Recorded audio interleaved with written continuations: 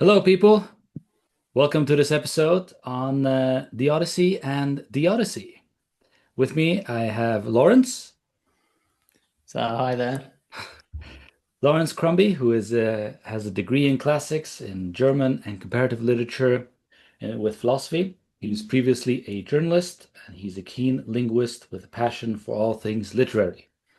Between tour guiding, copy editing, academic papers, and lengthy travels, he writes short stories, novels, and plays, and has a particular penchant for the satirical and the surreal. And I can vouch for that because I've read some of your stuff, Lawrence, and you're a very productive and an entrepreneurial guy. And that's also part of why you're doing a course on the Odyssey on here on sPhil. So welcome, Lawrence. Great to have you. Yeah, thanks. Great to be here and to have the chance to give this course on the Odyssey. Been enjoying it a lot, and interesting timing as well with Nolan's film coming out. Well, just come out. So Yeah. And that's going to be the topic for today's discussion. We're just going to talk freely about, was the movie any good? How does it compare to the book? And, does it capture the spirit? So maybe just first off, Lawrence, just generally, what did you think of the film? What was your, initial impression after having watched it? so I should say that I went in with fairly low expectations. Um, and assuming I was going to be a little bit prejudiced because, of course, I know the Odyssey so well and it kind of means a lot to me as a text. So I kind of went in expecting to have a lot of technical issues with it, with the film. I do have a few, which I'll talk about later. I was a little more surprised actually that the main things that struck me about the film were I felt that Nolan did all the difficult things fairly well and all the simple things fairly badly. Okay. So complete surprise for me. Yeah, what did you think?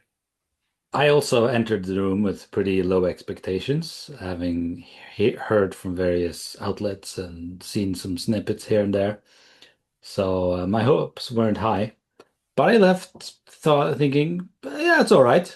Like I don't think he could have captured everything well in 3 hours, but given what he did in those 3 hours, I thought it was fairly good.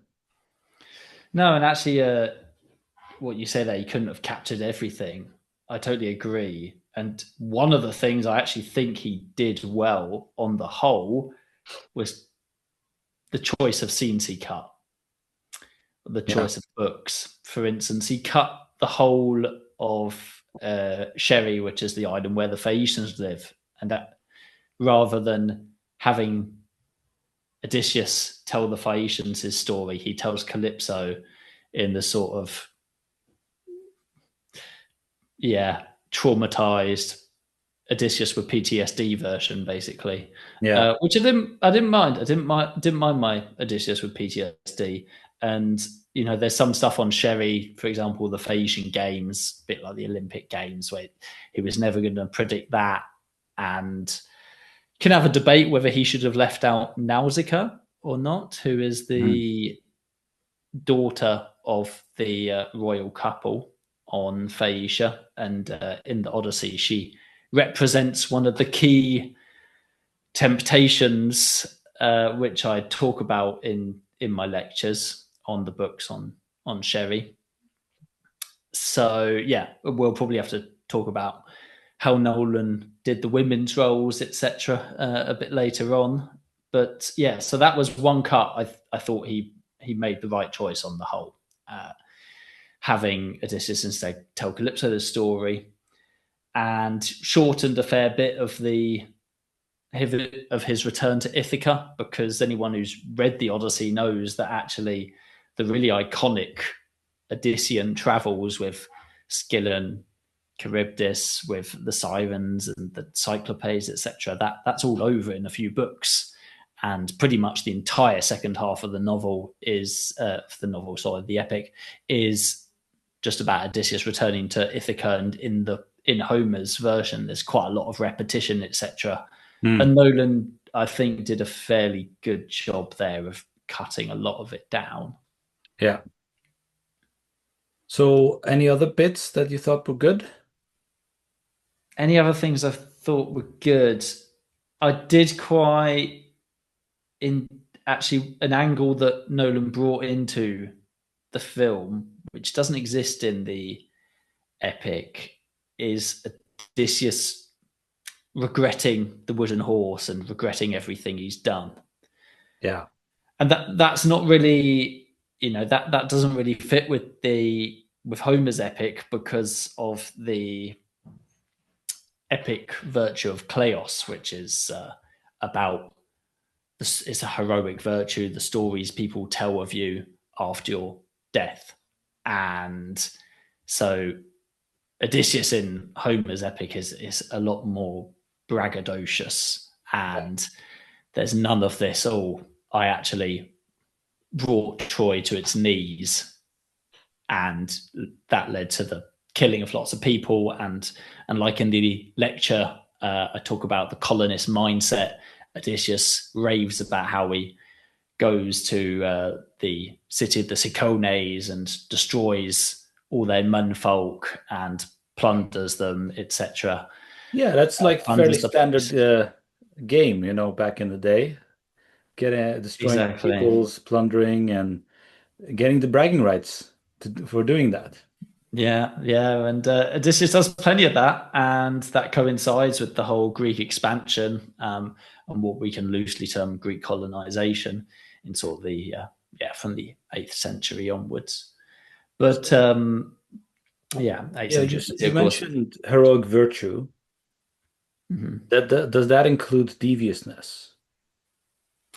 That's a good question, and this is what I'll be talking about in my next lecture on the Cretan tales, because Odysseus has a few different reputations. In Homer's epic, he is very much a hero. He is, well, there's a subtext, but he is a hero to be admired, and he is praised and praises himself for his various stratagems. Yeah, he is polymekanos.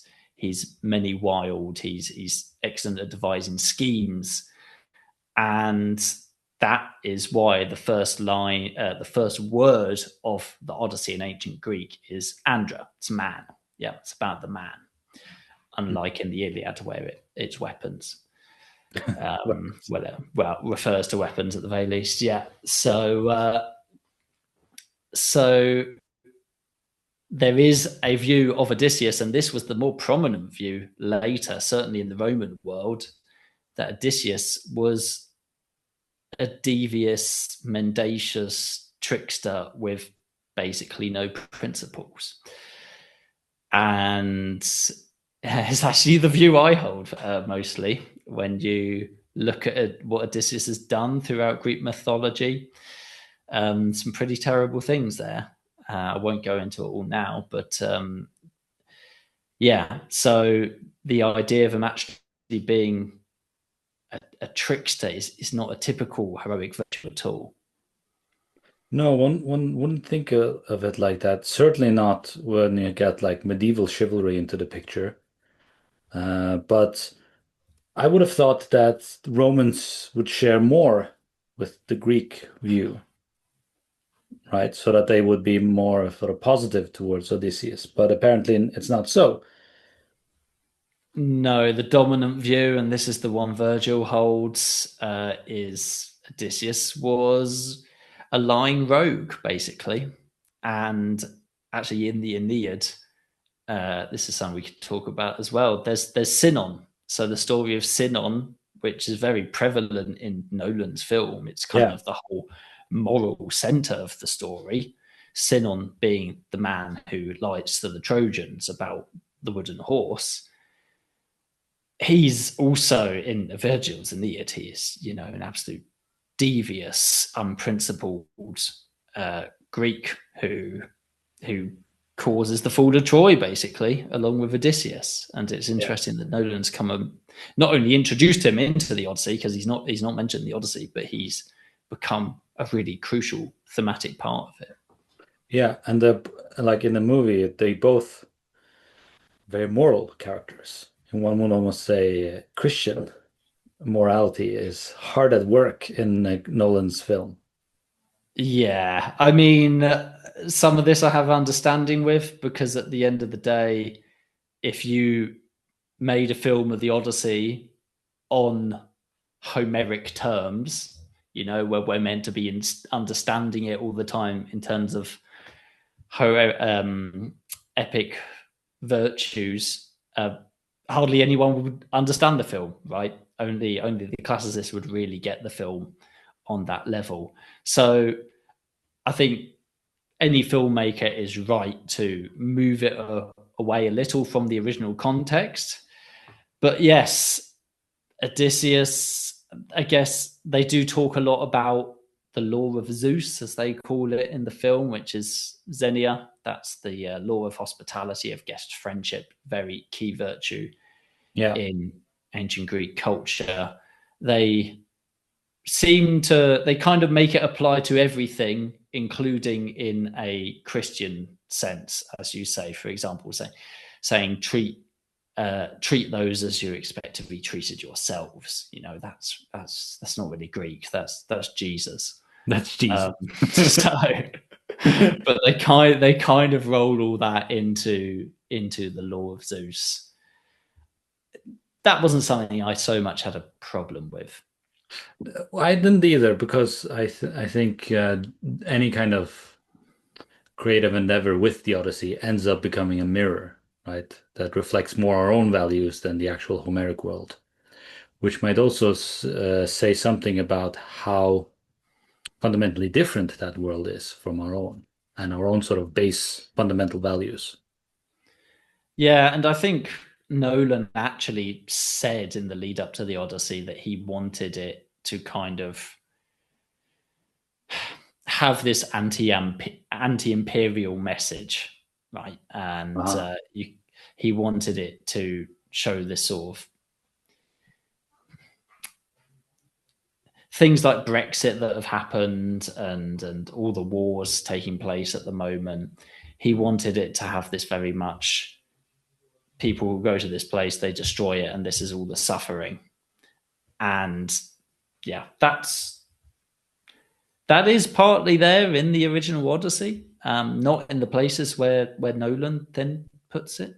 Yeah. For example, Polyphemus in Homer's Odyssey is one of the most kind of, despite eating Odysseus' men, he's one of the most tender, loving masters there is. The way he treats his flocks is, and how he speaks to the ram at the end, saying, "Oh, why are you so much slower today? Is it because your master's had his eye out, etc." And in Nolan's film, yeah, Polyphemus is just a lumbering special effects, basically, isn't he? Yeah, it's just a monster in the kind of classical sense. Yeah, and one other way in which Nolan, he might want to have this anti-imperial message, but he doesn't actually make us care about the victims. All the Trojans are behind masks. We know who none of them are. Hmm. We, yeah, they're behind some very shiny tin masks. But Yeah. that's probably another And question. it's But no, I don't know. I didn't care with any of the victims. I had no emotional bond to any of them. yeah, it's a good observation because neither the Trojans nor the monsters get much sympathy, right? Except maybe Circe. She gets to speak a Yeah, little bit.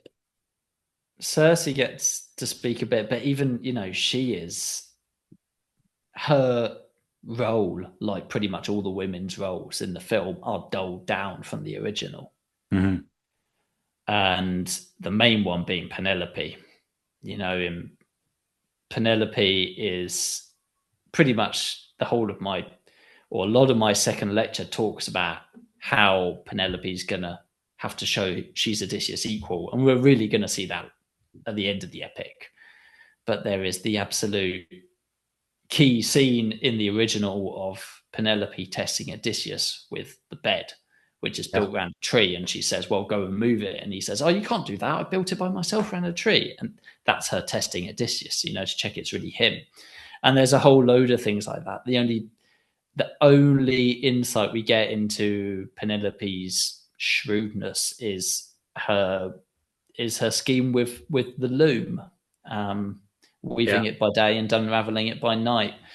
Otherwise, Penelope is really a bit flat as a character. Played well, but lacks all this intelligence and this other kind of a bit more ambiguity in Homer's epic as well.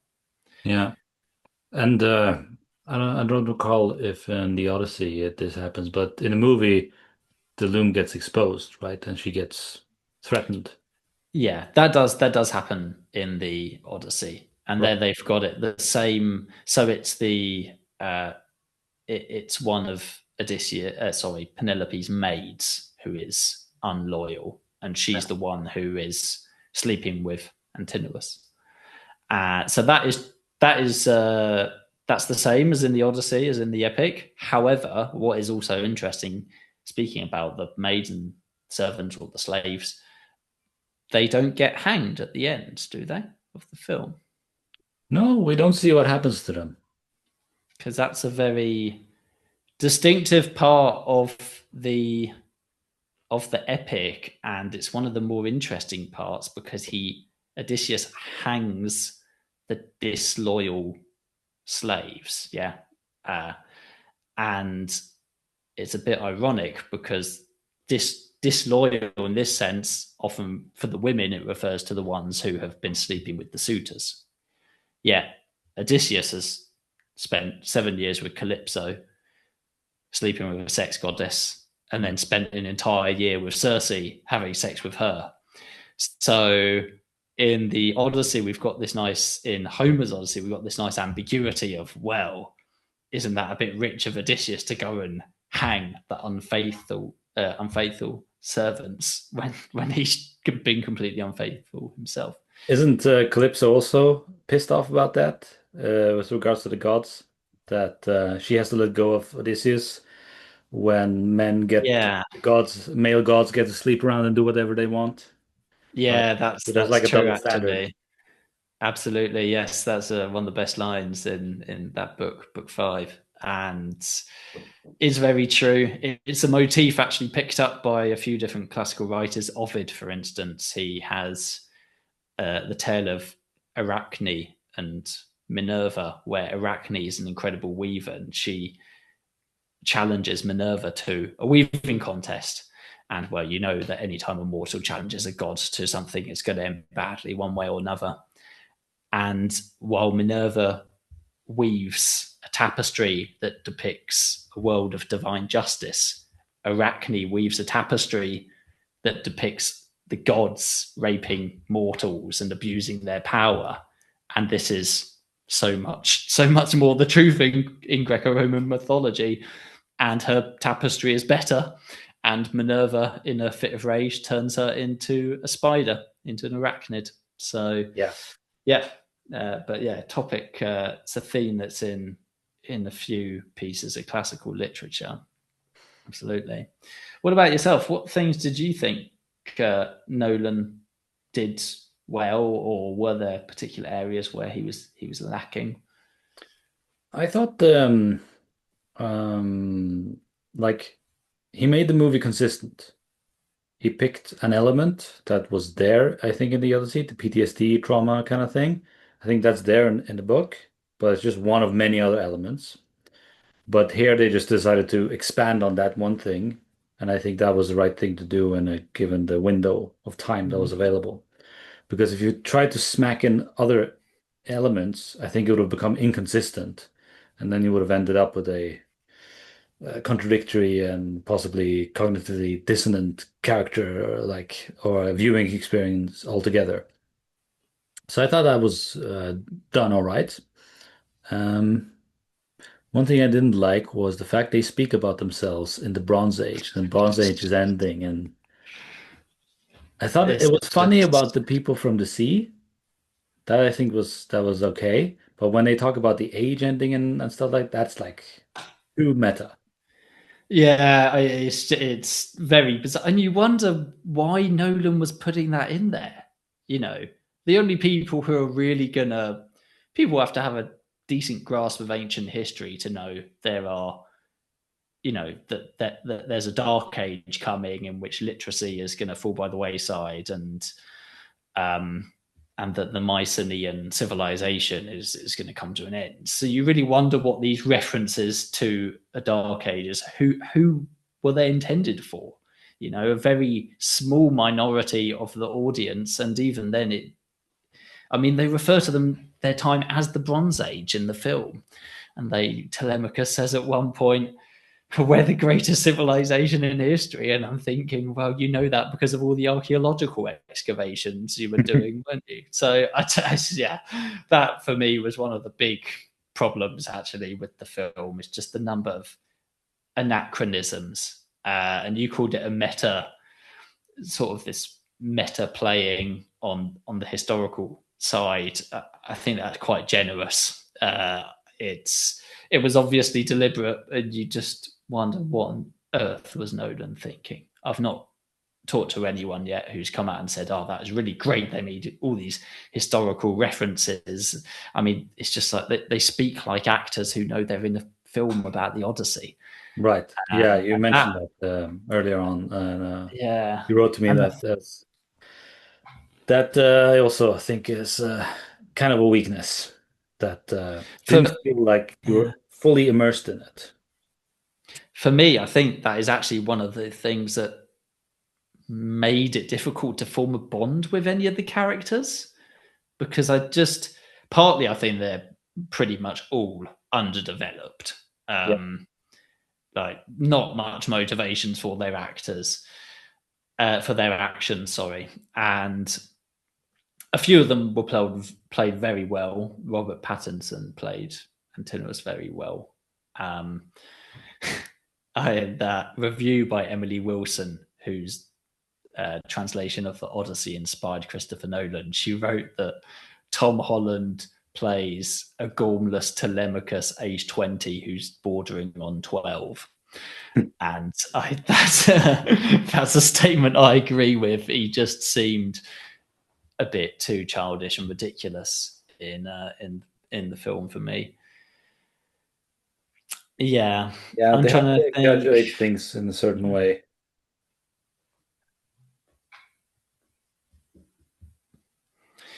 Yeah, I would. So just to talk a bit more about some of the women's roles as well.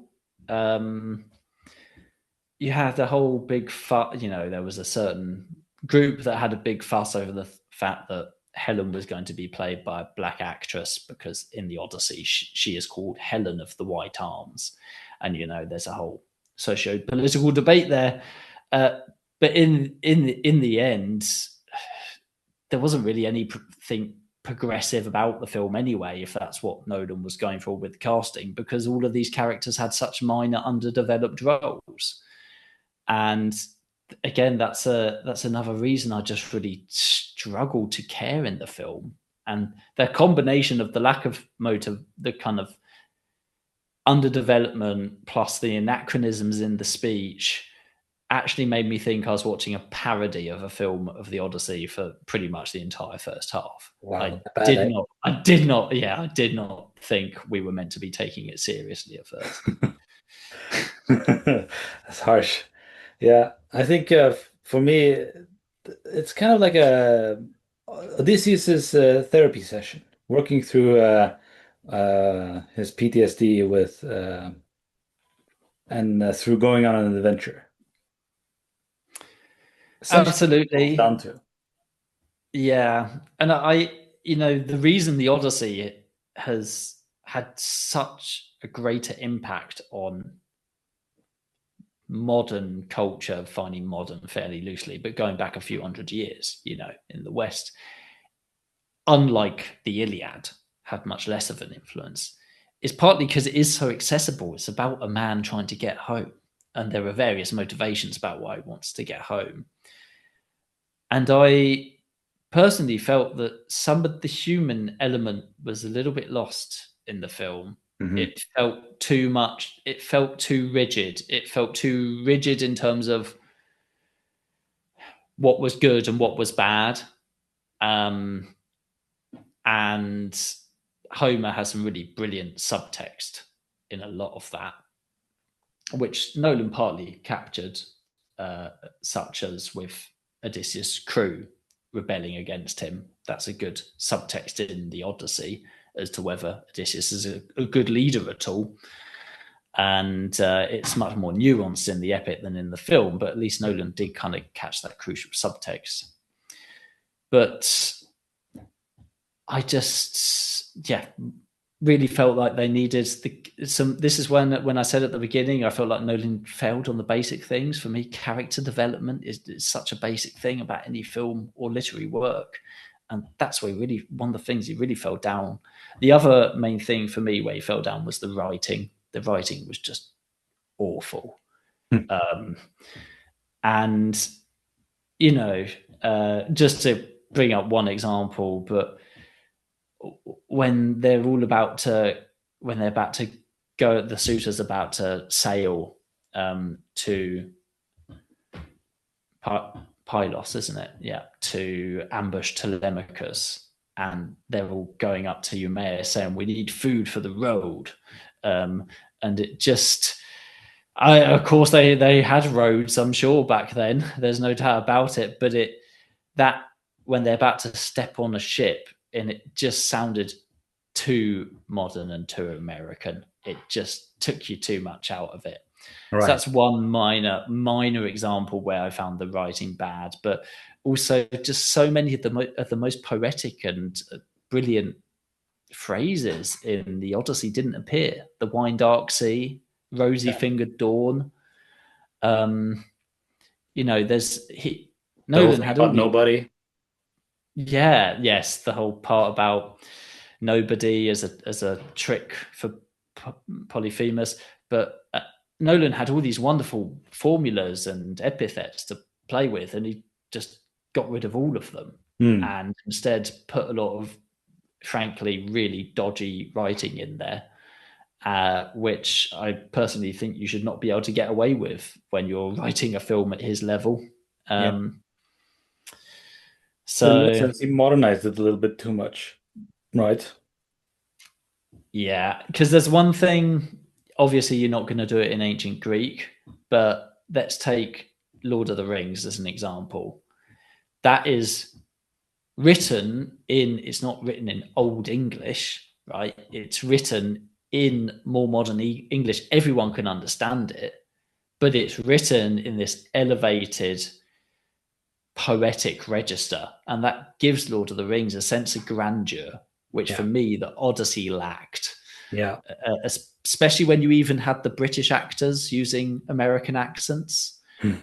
partly, and with the kind of American turns of phrase all the time. A lot of the film felt to me basically like a lot of Americans running away from things, running away from monsters. So yeah, I mean, it's not an easy text to do a good film of, but a few have tried.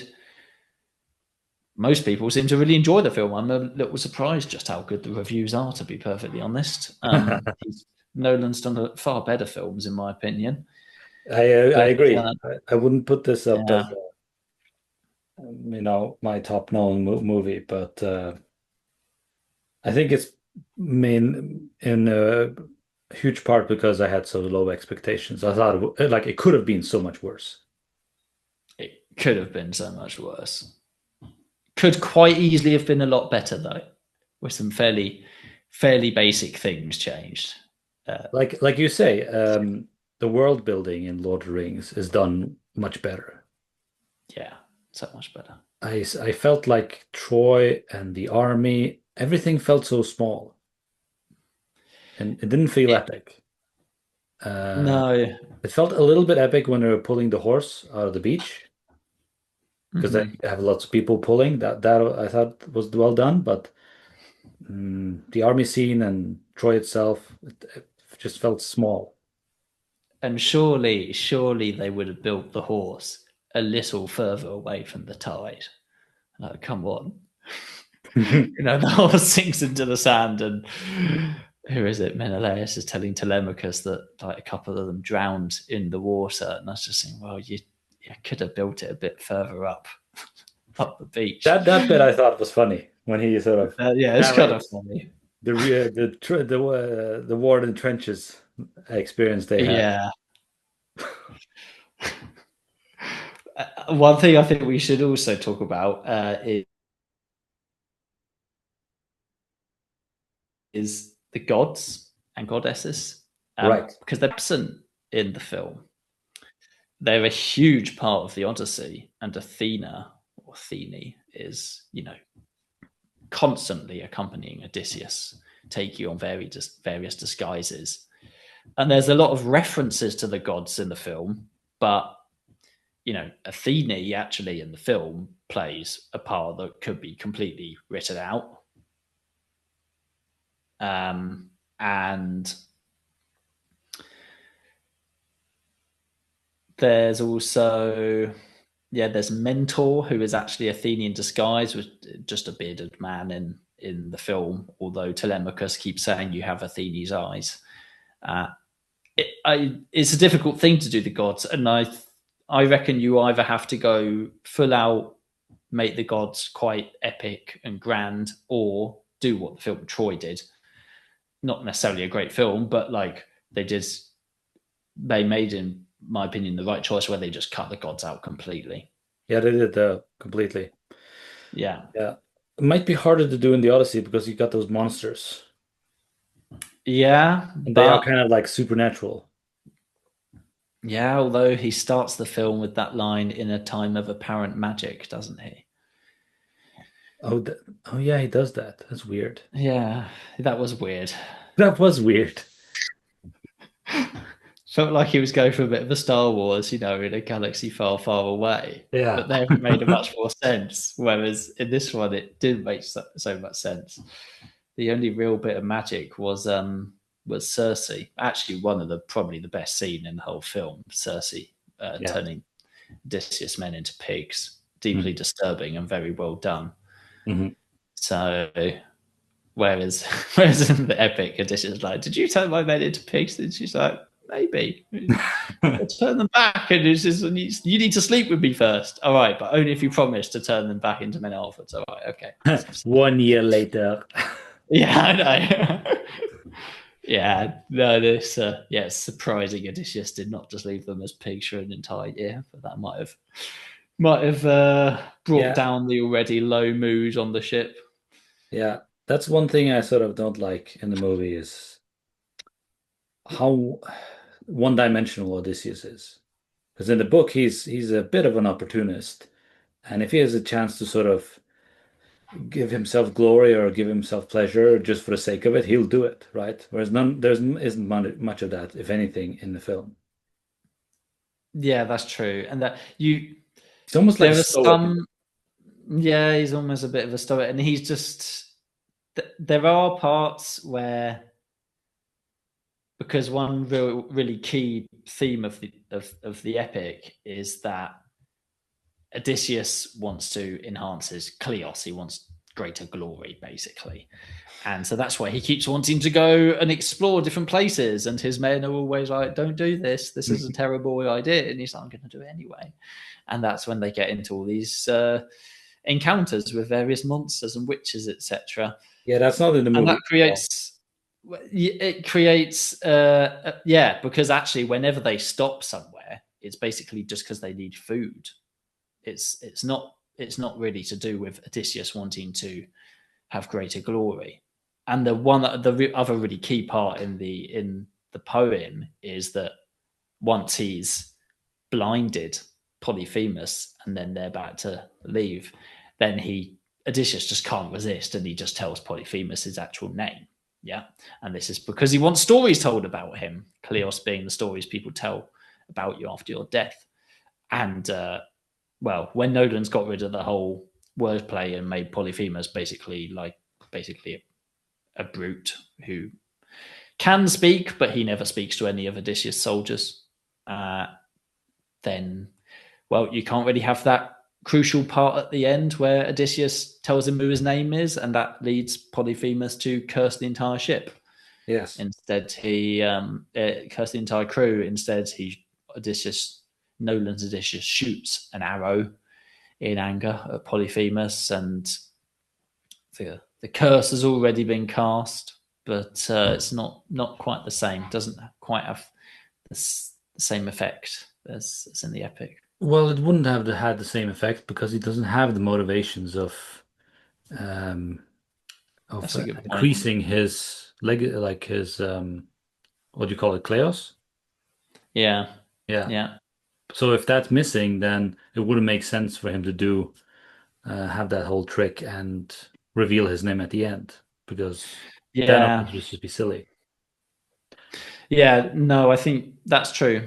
But I agree with your original point here that Odysseus doesn't have this kind of multifaceted nature that he does in Homer's epic, and Yeah. that leads to a lot of these interesting ambiguities, as we talked about with the fidelity and with him And I being think that ugly, speaks to etc. your point that it makes him less human, whereas in the book he's more human because of these different dimensions and faults he has and the ambiguity. Absolutely, Yeah. and yeah, the whole people from the sea part, because that's what he talks about at the end, isn't it, Odysseus? That they are the people from the sea. So the people from the sea was a debunked, it's a debunked 19th century theory about Okay.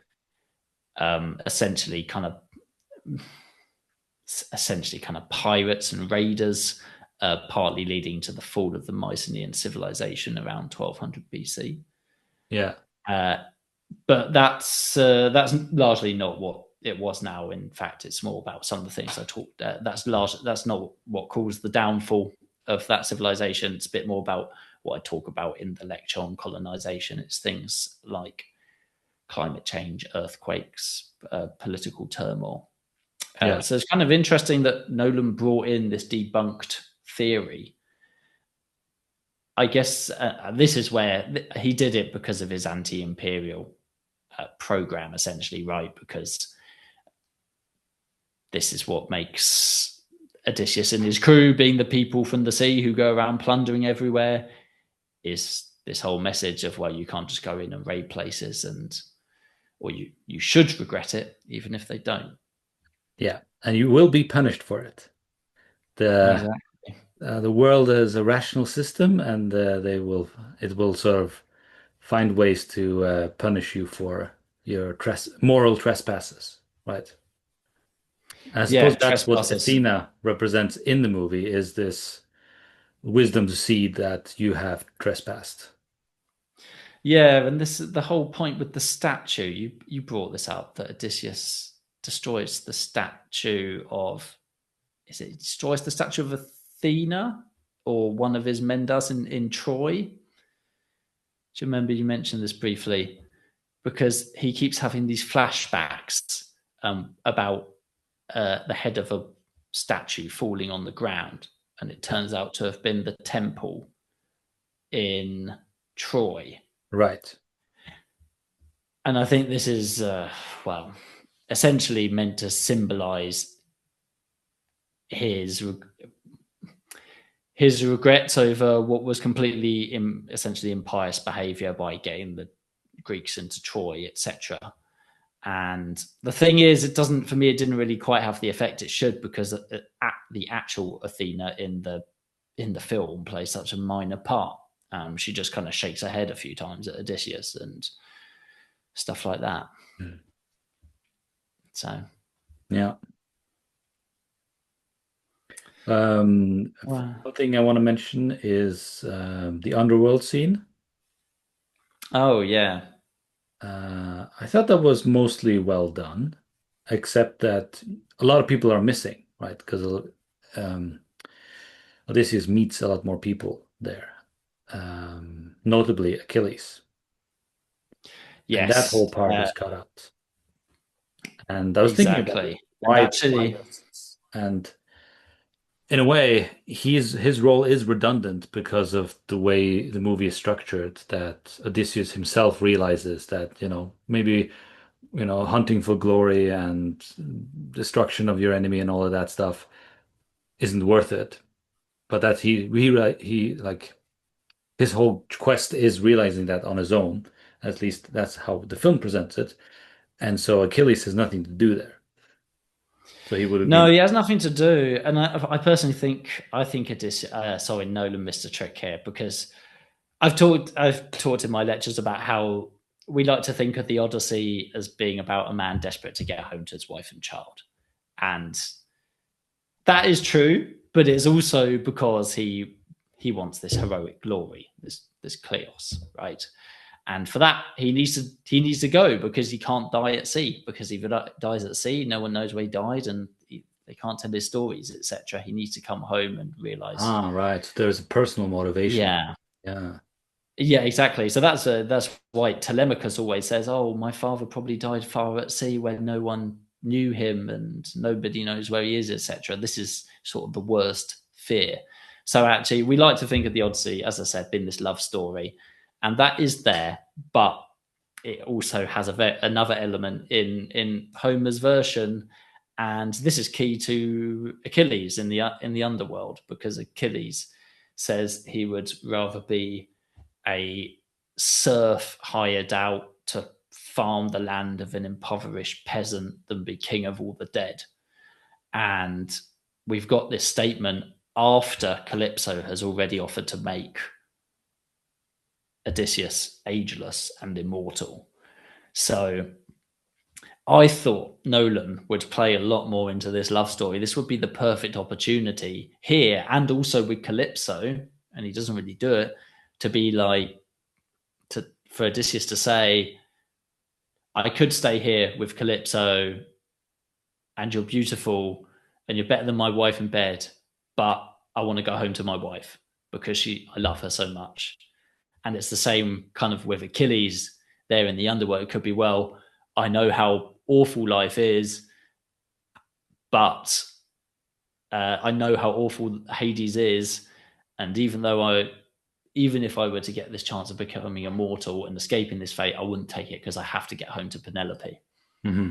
And that would be really touching, and that's partly how it's phrased in Homer, but not totally. It has this more heroic element, and I thought Nolan would really play more on this love story of I have to get back to my wife. I'm desperate to see her. There's no other woman for me. Mm. Uh, Instead, it became much more about Odysseus' regrets and his PTSD. Yeah. That's a part that I think would have been more in line with Nolan's own style and creativity, because he likes to sort of explore the creative process in some of his movies, right? Not just the thing, but um, how a movie can represent its own creative process. So I think that's what kind of Inception was doing, right? That movies are Sure, like yeah, dreams, and this movie is about dreams. So what we're really showing in this movie is the movie about movies. So he could have tuned in on the element of narrative in the Odyssey, because that's something that Odysseus is keenly concerned about, is his narrative, his story, how it's gonna go out there and so on, right? And that he could have done a lot of more interesting sort of creative things with that, within itself and the movie as a storytelling device, narrative device, right? That would have been more the Nolan thing to do. But instead, he yeah, went that's a for good a more sort point. of monodimensional war movie, war bad, empire bad. Let's stick to trade and good relations. Yeah, and he exactly, yeah. Good point you bring on that. I never thought about it that way. And it's surprising he didn't go to that, do that, because it's something he's proven he can do, really. And Yeah. instead, he went for this incredibly convoluted narrative structure, um, constant scene changes. And Odysseus is now with his men. Now he's with Calypso. Yeah, it was very Now it's cramped. Telemachus. It was very, very mixed up. And for a bit of context for those who don't know the epic, the first four books are dedicated to Telemachus and Penelope, really, and the suitors, and depicting what's happening at home. And then you have Odysseus leaving Calypso's. He gets washed up on the island of the Phaeacians, where he tells his stories with the Cyclops, Siren, etc. And then the whole second half of the epic is him returning home. And Nolan's Odyssey basically mixed up, apart from the end being about Odysseus coming home, although there were a few flashbacks then, he basically mixed up all the first half into a whole kind of chopped and changed who tells the story at what point. Right. He does start with Telemachus, though. He does start with Spend Telemachus. a Oh, lot of time with him. he follows it roughly, but he Yeah. does it in this fairly convoluted way, which you have to ask a little bit why. And I'm sort of surprised if people don't know the epic, if they really caught on exactly how sort of what the kind of chronology is basically, and what the Yeah. significance, because that's a really key part of Homer's epic, the significance of when Odysseus tells each part of his story, and that is lost. So, for example, one key one is, like I said, Odysseus saying he's going to, or rejecting Calypso's offer, being made immortal and ageless, when he's already been told by Achilles in the underworld that the underworld is the absolute worst thing possible. That's what really one obvious example. But you have later ones as well. For instance, Odysseus telling his Cretan tales, which are all lies, shortly after he's told his stories with the Cyclopes and with the Sirens, etc. And this is what I'll talk about in my next lecture. But basically, his fabricated stories are much more believable than his supposedly real ones with all the monsters. And Hmm. this creates a nice subtext in Homer's epic as to whether we're actually meant to believe any of the stuff Odysseus told us. Because if the fabricated stories are much more believable than the supposedly real ones, what does this say about Odysseus? Right. And Yeah. that's admittedly something, and I don't really expect Nolan to bring exactly that in. It's something difficult to do, but I felt with the direction he chose and the way he told the story, he perhaps mixed a few tricks there. Yeah. It would have been more Nolan, in line with the Nolan style, if he went down that road. Instead, we get like a ancient Greek version of what's this war movie he made? What's his name of again? I keep forgetting it. Nolan.